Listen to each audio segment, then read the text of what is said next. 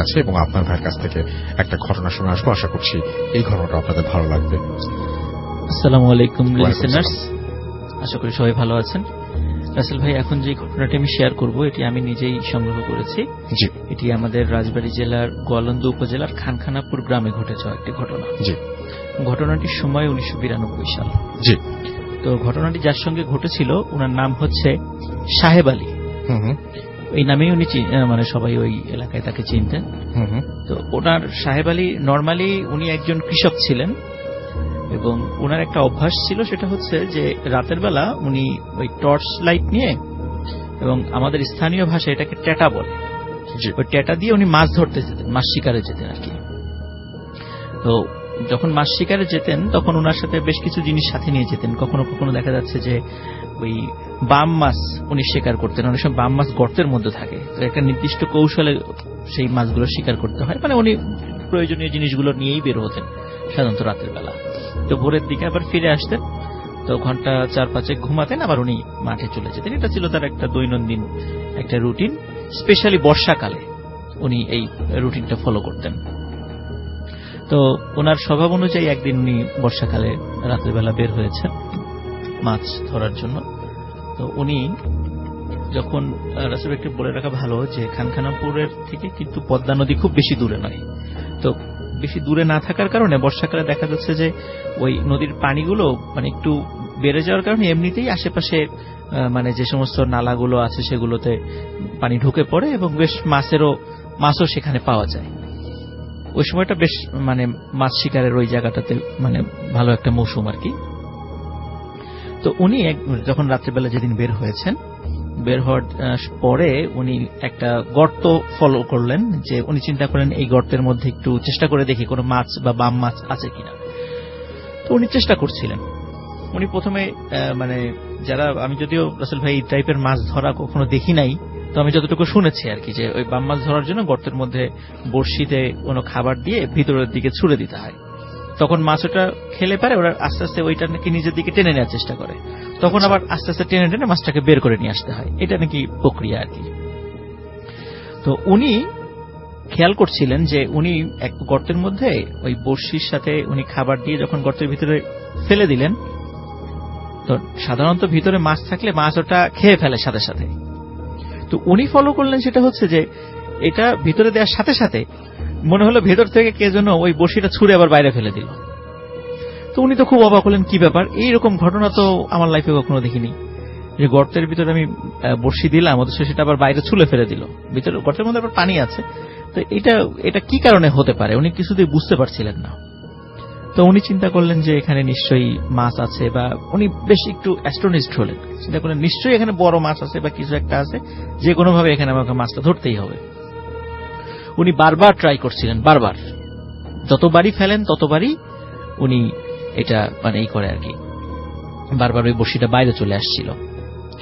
তো হঠাৎ এক সময় উনি বড়শিতে টান অনুভব করলেন। তখন উনি দেখলেন যে হ্যাঁ, এইবার মনে হয় ভেতরে থাকা মাছটা হয়তো বা ওইটা খেয়ে ফেলেছে। তখন উনি বেশ টানতে থাকেন মাছটাকে বাইরে নিয়ে এসে, কিন্তু অনেক টানাটানি করার পরেও ওনার মানে শরীরের সমস্ত শক্তি দিয়ে উনি সেটা পেরে ওঠে না। তখন উনি চিন্তা করলেন যে যেহেতু সকাল হয়ে যাচ্ছে, তো এখন থাক।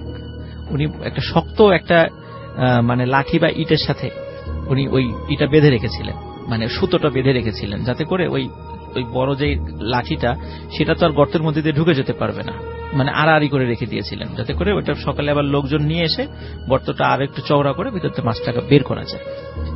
কিন্তু রাসেল ভাই উনি সকালবেলা আবার বাসায় গিয়ে যখন লোকটোক নিয়ে আসছেন, এসে দেখেন যে সবকিছুই ঠিক আছে, লাঠির জায়গায় আছে, কিন্তু সুতোটা ছেঁড়া। তো এটা উনি একদম স্বাভাবিকভাবে নিয়েছেন যে এটা একদম নর্মাল ব্যাপার, হয়তো বা মাছ টানাটানি করে সুতো ছিঁড়ে চলে গেছে। এটাই উনি একদম অ্যাজ ইউজুয়াল হিসাবে নিয়েছেন। এটা নিয়ে উনি অন্য কোনো চিন্তাও ওনার মাথায় আনেন নাই। কিন্তু এর রাসেল ভাই 2-3 দিন পরে ওনার একটা সমস্যা দেখা দেয়। সেটা হচ্ছে যে ওনার ডান হাতে মানে একটা ঘায়ের মতো দেখা যায়, এবং মাত্র কয়েকদিনের মধ্যে সমস্ত হাতে সেটা ছড়িয়ে পড়ে। এবং উনি যখন ডাক্তার দেখাতে যান, ডাক্তার বলেন যে আপনার হাতের যে অবস্থা, তো এখন যদি কোনোই থেকে এটা কেটে না ফেলা হয় তো তাহলে সমস্ত শরীর আস্তে আস্তে ধরে যাবে।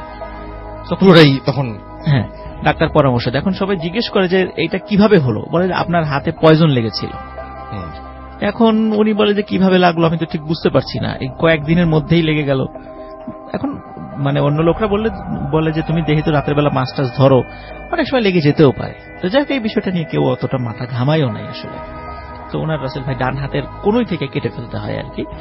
এরপরে মোটামুটি 4-5 মাস উনি মানে ওইভাবে কোনো কাজ করতে পারেন না। তারপর আস্তে আস্তে উনি সুস্থ হয়ে ওঠেন আর কি। তখন ওনার শুধু বাম হাত ছিল এবং ওইভাবেই উনি কৃষি কাজগুলো করতেন। তো এর মধ্যে রাসেল ভাই ওই সময় তো বর্ষাকাল শেষ হয়ে যায়, পরবর্তীতে আস্তে আস্তে শীতকাল আসে। তো শীতকাল আসার পরে উনি মানে ওনার বাসার একদম পাশেই একটা ডোবা ছিল এবং পানি খুব কম ছিল সেখানে, একদম মানে নর্মাল একটা ডোবা আর কি।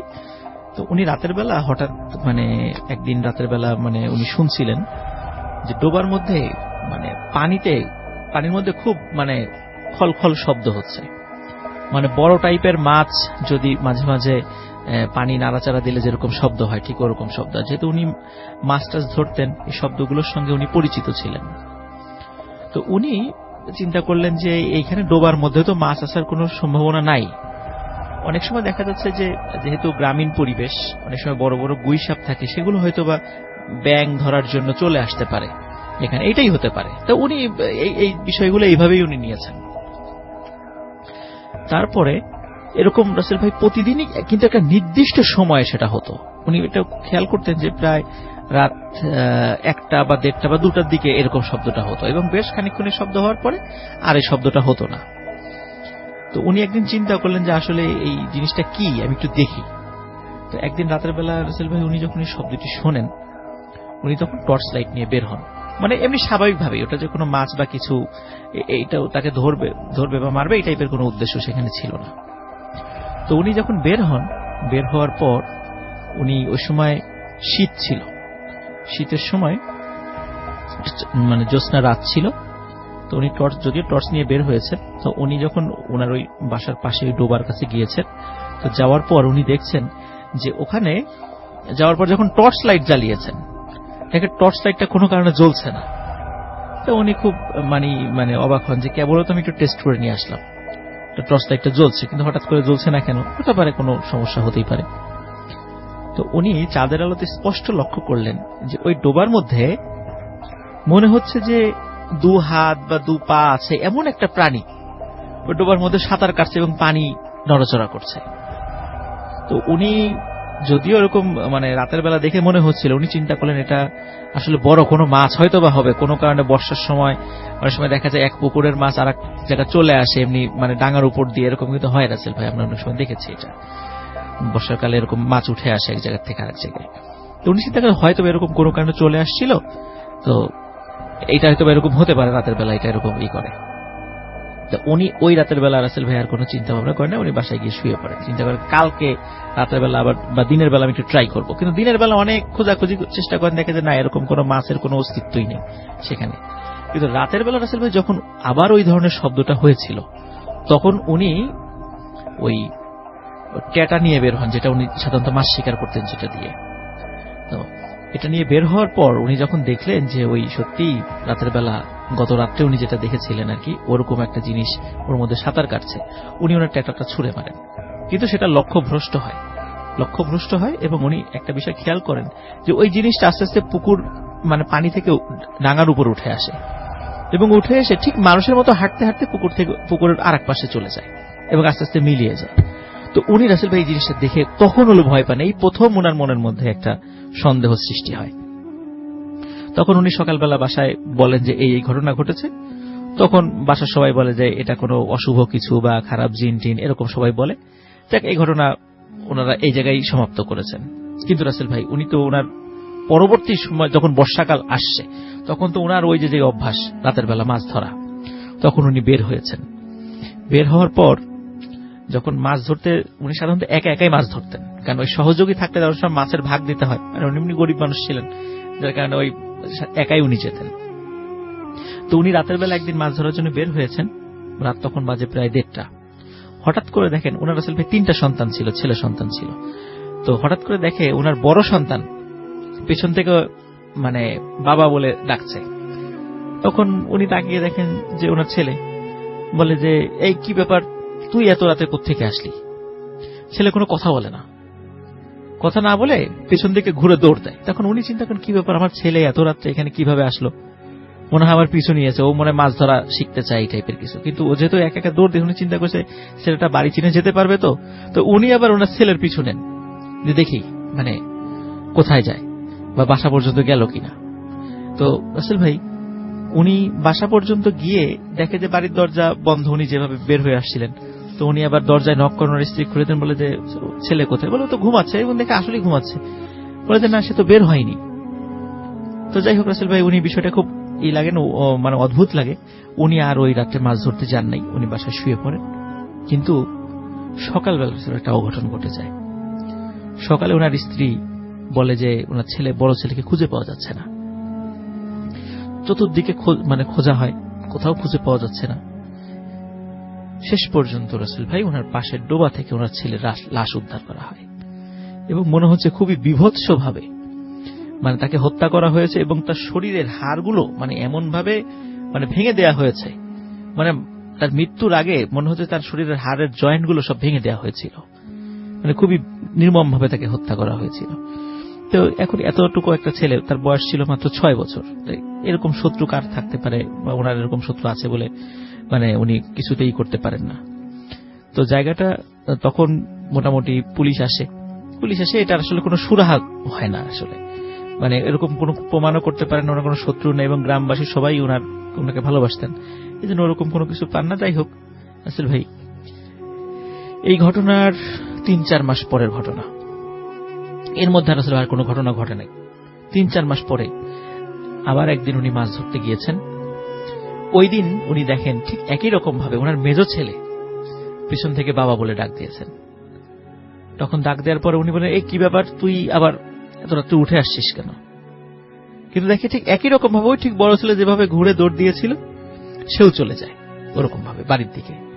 উনি আবার চিন্তা করে, যাই দেখি ছোট মানুষ বাসায় পৌঁছালো কিনা। উনি আবার যায় দেখে একই অবস্থা রাসেল ভাই, ছেলে তো বাসায় ঘুমাচ্ছে, সে কোথা থেকে মানে তাহলে উনি কাকে দেখলেন? ঠিক একই রকম ভাবে ঠিক বড় ছেলে রাসেল ভাই যেভাবে মারা গিয়েছিল, সকালবেলা মেজো ছেলের লাশটাও ওই ডোবাতে পাওয়া যায়। এইভাবে ঠিক সেম ওয়েতে তার ছোট সন্তানও মারা যায়। তবে সরি রাসেল ভাই, একটু বলা ভুল হয়ে গেল, তার ছোট সন্তান মারা গিয়েছিল কলেরায়, হঠাৎ করে কলেরা হয়েছে, মারা গেছে। সে তখন বাচ্চা একদমই ছোট আর কি। এবং এই 3 সন্তান হারানোর শোকে তার স্ত্রীও আস্তে আস্তে মানে শোকে আস্তে আস্তে মারা যান। মোটামুটি বছর মানে 1 বছর ঘুরতে না ঘুরতে ওনার পরিবার একদম শেষ হয়ে যায়। পরে উনি চিন্তা করেন আমার সাথে এই ধরনের ঘটনা কেন ঘটল। তখন উনি ভালো একজন আলেমের শরণাপন্ন হন।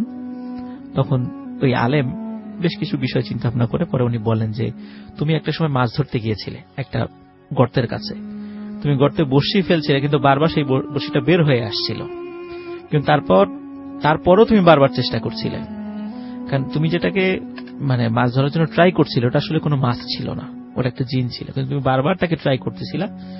শেষ পর্যন্ত তাকে আটকানোর চেষ্টা করছিলা তুমি, ওই কারণেই তোমার হাতে একটা সমস্যা হয়েছিল। এটা আসলে এমনিতে কোনো পয়জন লাগে নাই, যার কারণে তোমার হাতটা কেটে ফেলতে হয়। এবং এইটার প্রতিশোধ হিসাবেই, তারা আসলে ভালো দিন ছিল না, এটার প্রতিশোধ হিসাবেই তারা আস্তে আস্তে তোমার পরিবারকে শেষ করে দিয়েছে। আসলে ভাই, উনি ওনার পরিবার যখন শেষ হয়ে যায়, উনিও মানসিকভাবে খুব ভেঙে পড়েন এবং আস্তে আস্তে আস্তে আস্তে উনি সম্পূর্ণভাবে মানে উন্মাদ হয়ে যান। এবং উনি রাস্তাঘাটে থাকতেন, ঘুরে বেড়াতেন সম্পূর্ণ উন্মাদ অবস্থায়, লোকজন কিছু দিলে খেতেন। তো একটা সময় রাসেল ভাই মানে 1993 সালের পর থেকে সাহেব আলীকে আর কখনো দেখা যায়নি। সবাই চিন্তা করেছেন যে পাগল হয়ে গেছে, হয়তো বা হাঁটতে হাঁটতে কোথাও চলে গেছে। তো এটা নিয়ে আসলে কারো কোনো মাথা ব্যথাও নাই, কেউ হয়তো বা খোঁজও করেন নাই, কিন্তু অনেকে এই গল্পটা করেন আর কি ওখানে। আসলে আদৌ সাহেব আলী এখন জীবিত আছেন কিনা আমরা জানি না, বা কোথায় আছে তাও আমরা বলতে পারবো না। এটা ছিল রাসেল ভাই first story. Thank you so much. আমরা আসলে মেসেজ একটু পরে পড়বো। হ্যাঁ, আমি ডক্টর আলিফের ঘটনায় চলে যেতে চাচ্ছি এবং এরপরে আমরা মেসেজগুলো পড়বো। আশা করছি সেই পর্যন্ত আপনারা ধৈর্য ধরে আমাদের সঙ্গে থাকবেন। আমি আজকে আচ্ছা কিছু পড়ে ফেলি, না হলে খুব খারাপ হবে আসলে।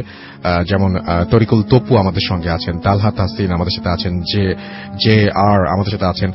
আমি এখন